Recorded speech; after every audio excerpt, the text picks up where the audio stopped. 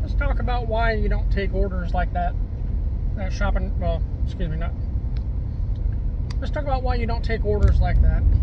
Now, that was a .com, a Walmart, .com, whatever you call it in your market. That's where they batch a bunch of orders from that are like Plus members that only order like some beer, coolers. They ordered a grill, a TV, one thing of ketchup, like the small thing of ketchup, or they ordered like 5 or 10 things. They all get bundled together because they're the Walmart Plus orders from the website. That's fine. The problem is those customers can't tip. They can tip in person, and I've had some of them tip in person. Not very many, but a hell of a lot more than I ever had tip from DoorDash or Uber Eats, 2 other delivery apps that I use. And the problem is the miles. I mean, yeah, you're looking at it, it was like $35 for 30 miles or 31 miles. People are like thinking, people that are used to DoorDash are thinking, oh, that's good money. Jump on it. No, that's not good money. In that order, there were several bulky items, which could be a case of water, which is 35 to 40 individually bottled things of water. It's called, the case of them. It'll tell you bulky item or something, or 40 to 50 pound item, but you can't see what it is. So if you if you take that order, you don't know what that large order is, bulky item, whatever. You can't see it. They won't let you see. They won't let you see it. So you're just kind of SOL on knowing what you're looking at as far as what you're going to be hauling. And also it says apartments, and most of the time apartments will have. Those are the ones that usually say bulky item, large order, things like that. And like I said, it could be anything. I mean, it could be a Wii, or excuse me, could be a Xbox, could be a PS5. But when you look at the miles, you think, oh, that's not bad. It's $1 a mile. Well, in my zone, in the zone I'm delivering in is, I think it's probably. The delivery zone is probably down the interstate, one end to the other is probably 25 miles. Well, that order that I put on the screen at the beginning of this video is one of those where some of those deliveries are on either end of this zone. And that order particularly had an order off by itself, northbound, like to the edge of the delivery area. So, depending on what order is last, it could leave you in a zone or in an area of the zone where you're not going to get any orders.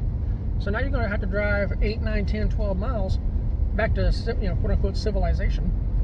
So that's 8 or 9 dead miles, and it's always more miles than what they tell you on that type of delivery, and it's also more time. So far, from what I've learned, it's about, for every hour and a half they tell you the order should take, you might as well go ahead and add at least a half hour because they're not going to be out there immediately to load you. So you're going to spend probably 10-15 minutes waiting to get loaded. And there's going to be the customers that want to chit chat. There's going to be customers that they don't have an address on their house, a road that has no addresses on the houses.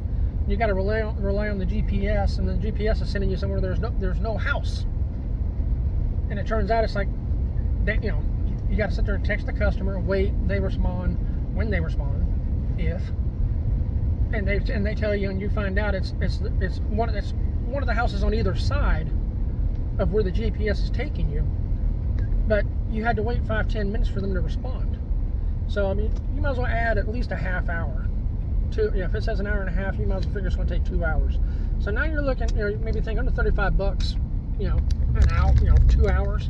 That's $17.50 an hour. More than you're making with DoorDash on most days, right? Again, it's not good, because, like I said, you're going to end up in an area that's going to, that last drop. I mean, you can see the addresses, and if you have time before you accept it, you only got like usually 30 seconds. So if you can Google some of those addresses that you're unfamiliar with, like at the end, and judge where you're going to end up, and it still works out like you're fine with it, then sure, go for it. For me, most of the time, that last address is in an area there's no Walmart's nearby, there's no McDonald's. I mean, I can't. I don't have Platinum with DoorDash, so I can't just dash anytime. Uber Eats in my area is pretty much non-existent. It's not a viable option. So I'm, with Walmart Spark, that's where I make pretty decent money. I make enough to keep doing this. But if I'm stuck driving, that's 30 miles for $35, basically at least 2 hours. But then figure in I'm potentially going to have 8 to 12 miles driving with nothing. So now it's it's not a buck a mile no more, because now it's, $35 for 38 to 42 miles. Not worth it. But I would much rather hang out and do the shop and delivers myself. And if there's enough interest in the future, I'll make a video about how to get the majority of the order types that you want, whether that's curbside or shop and deliver. There's a trick to it, and you just got to know your market. You just got to know your stores that you're delivering from to make it work.